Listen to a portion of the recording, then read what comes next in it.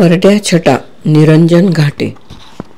निरंजन घाटे यांच्या करड्या छटा या अनुवादित कथासंग्रहातून स्वयं शिकारी नावाची कथा.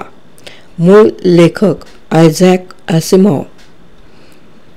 या घटनेवर तुम्ही विश्वास ठेवणार नाही ते मला ठाऊक आहे, पण जे घडलं ते मानवजातीच्या दृष्टीने महत्त्वाचं आहे याची मला कल्पना आहे. म्हणून माझ्या छातीवरचं ओझं उतरावं या एकाच कारणासाठी मी ही हकीकत सांगतोय. त्या दिवशी आम्ही तिथं पीत बसलो होतो. आम्ही तिघं म्हणजे मी, सुबोध आणि अरुण. त्यामुळं आमच्या गप्पा अर्थातच विज्ञान कथेभोवती रेंगाळल्या होत्या. अरुण पीत नाही, त्याची कसर तो धूम्रपानाने भरून काढतो. त्यानं निर्माण केलेल्या धुराचा त्रास विसरायला आम्ही पीत राहतो. त्या दिवशी बोलता बोलता विषय कालयंत्राच्या करामतींकडे वळला. कालयंत्राचा वापर करण्याची कल्पना वापरून अनेक देशी विदेशी कथाकारांनी एवढ्या कथा लिहिल्या, पण आज मितीस दुनियेत कालयंत्र अस्तित्वात येऊ शकलेलं नाही.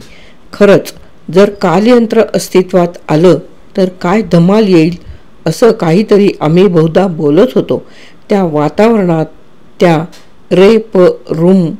रेस्टॉरंट परमिट रूममध्ये नक्की आपण काय बोललो हे आठवणं तसं अवघडच. तर काय सांगत होतो, आमचा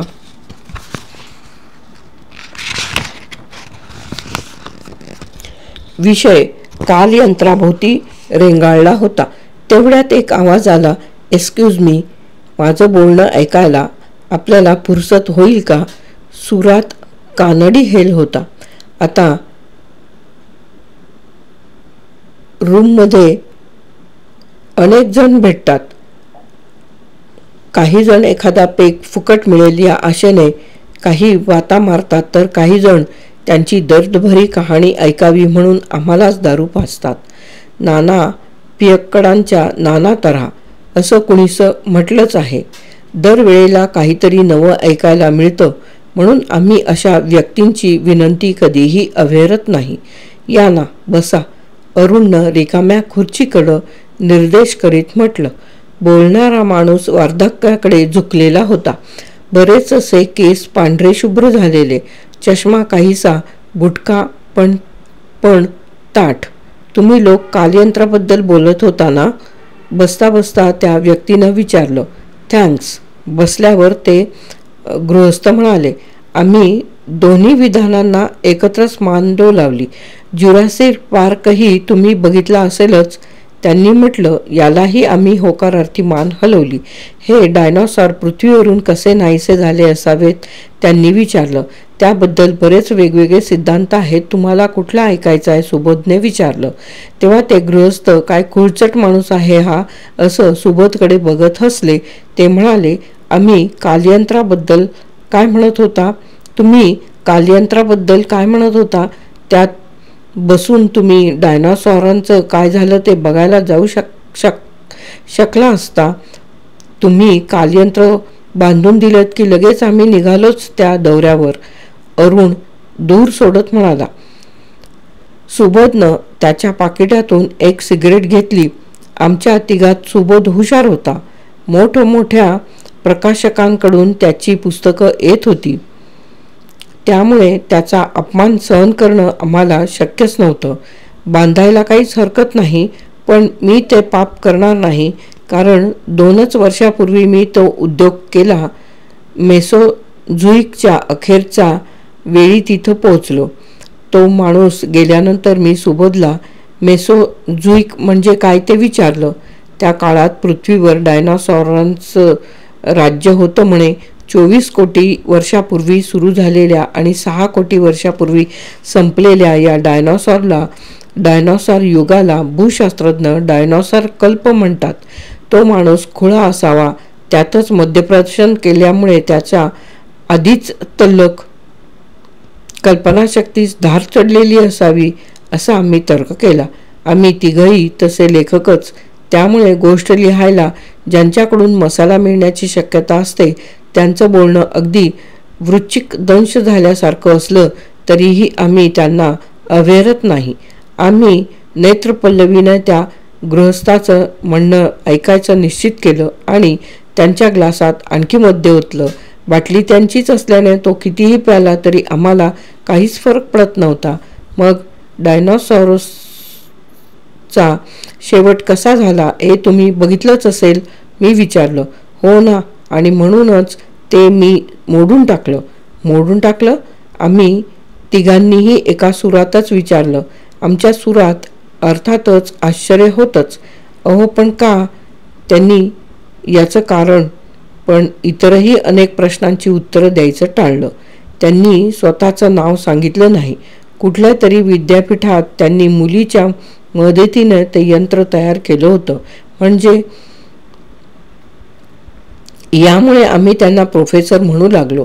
त्यांच्या मुलीबद्दलही ते फारसं काही बोलले नव्हते. आम्हीही मग खोलात जाऊन त्यांना फार काही विचारलं नव्हतं. शिवाय तेव्हा आमच्यापैकी कुणी कालयंत्र तयार करू शकेल यावर फारसा विश्वास ठेवायची मानसिक तयारी नव्हती. कुणी कालयंत्र तयार करू शकेल यावर फारसा विश्वास ठेवायची मानसिक तयारी नव्हती. प्रोफेसरनी आमच्या पण काचं उत्तर द्यायचं टाळलं. हे लक्षात आल्यावर सुबोधनं म्हटलं,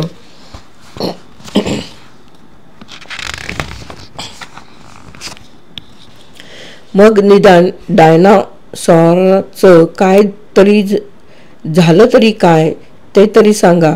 या पृच्छेला उत्तर द्यायलाही प्रोफेसरांनी तसा वेळच लावला. माझं काळयंत्र सिद्ध झाल्यावर माझ्या मुलीनं मला 5-6 वेळा तरी मेसोझुईक मध्ये पाठवलं. काही वेळा अगदी थोडा काळ तर काही वेळा तासनतास मी तिथं वावरलो. तिथं वावरण्यात धोका तर होताच, कारण तेव्हा युद्ध चाललं होतं. ग्रेट वॉर म्हणायचं त्याला. युद्धाचा पहिला बळी. प्रोफेसरनी परत अंतराळात नजर लावली. ते असंच बोलायचे, त्यामुळे त्यांच्या बोलण्याचा अर्थ लावणं अवघड व्हायचं. खूप उकाडा, भरपूर सूर्यप्रकाश, कुठंही दलदल आढळली नाही मला.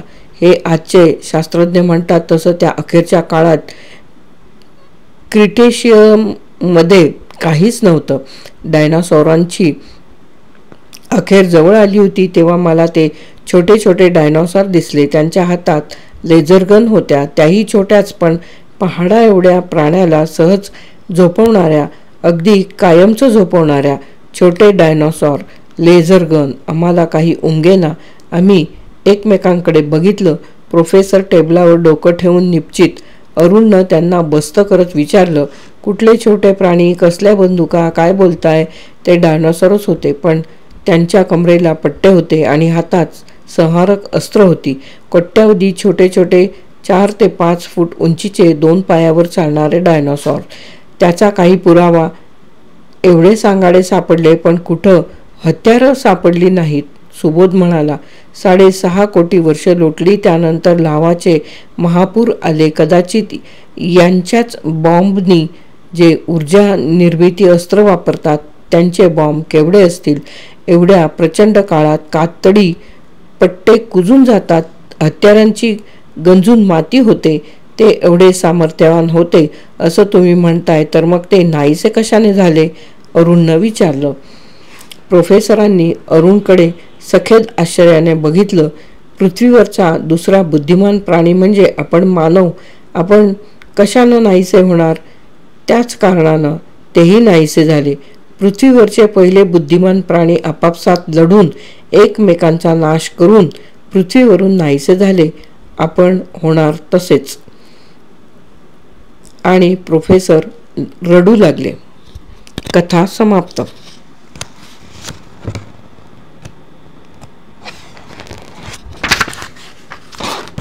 स्वयं शिकारी नावाची कथा येथे समाप्त. करड्या छटा, निरंजन घाटे.